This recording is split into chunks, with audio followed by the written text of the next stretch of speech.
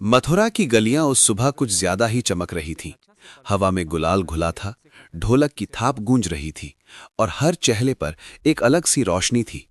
ये कोई आम दिन नहीं था, ये होली थी, और वो भी कृष्ण नगरी मथुरा की होली। दिल्ली से आया आदित्य पहली बार मथुरा पहुंचा था। उसने होली तो बहुत जगह देखी थी, लेकिन यहां कुछ अलग ही था। यहां रंग केवल चेहरे पर नहीं, दिलों पर भी लगते थे। वृंदावन की तरफ जाते हुए उसने एक बूढ़े पंडित जी को देखा, जिनके कपड़े गुलाबी रंग में भीगे हुए थे, लेकिन चेहरे पर असीम शांति थी। आदित्य ने पूछा, बाबा, मथुरा की होली इतनी खास क्यों मानी जाती है? पंडित जी मुस्कुराए, बोले, बेटा, यहां होली सिर्फ रंगों का त्योहार नहीं, प्रेम और भक्ति का उत्सव है। उन्होंने बताना शुरू किया, यहीं मथुरा में जन्मे थे कन्हैया, जिन्होंने ब्रज में राधा और गोपियों के संग रंगों की लीला रची। जब कृष्ण राधा के चेहरे पर रंग लगाते थे तो वो सिर्फ गुलाल नहीं होता था, वो प्रेम की मुहर होती थी। इसी लीला की याद में आज भी यहां होली खेली जाती है। आदित्य बरसाने पहुंचा, जहां लठमार होली चल रही थी।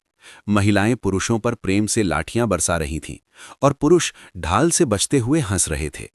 यहां न कोई गुस्सा था, न घृणा, बस परंपरा, मस्ती और अपनापन।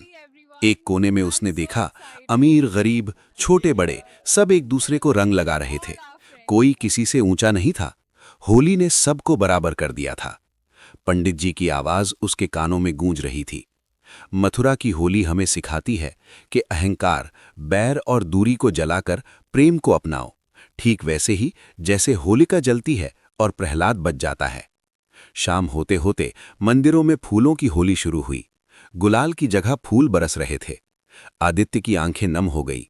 उसे लगा जैसे खुद कृष्ण मुस्कुरा रहे हों। उसी पल उसे समझ आया, मथुरा की होली इसलिए खास है क्योंकि यहां रंग शरीर पर नहीं, आत्मा पर चढ़ते हैं। ये त्योहार बताता है कि सच्चा आनंद बांटने में है और सच्चा रंग प्रेम का होता है। होली खत्म हुई, रंग धुल गए, लेकिन आदित्य के मन पर चढ़ा मथुरा की होली का रंग कभी नहीं उतरा।